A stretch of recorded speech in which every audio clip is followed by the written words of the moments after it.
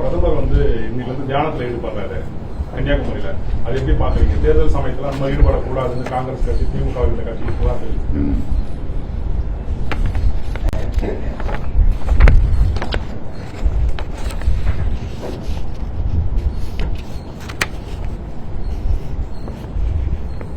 கன்னியாகுமரியில் பிரதமர் தியானம் செய்வதில் எந்த தவறும் இல்லை.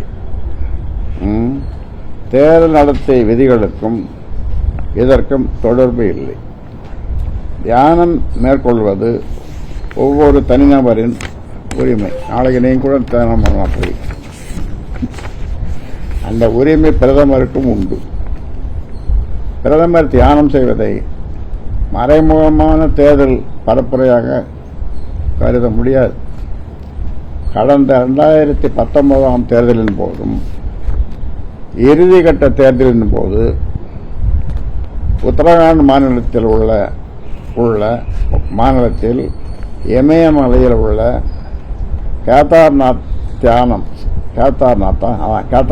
தியானம் செய்தார்.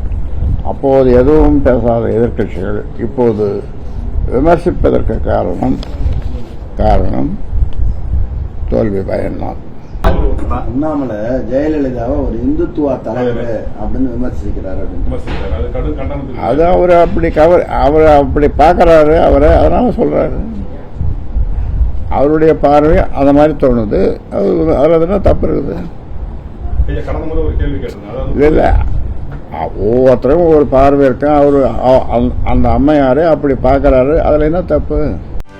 செய்திகளை உடனுக்குடனும் துல்லியமாகவும் தெரிந்து கொள்ள சப்ஸ்கிரைப் பண்ணுங்க.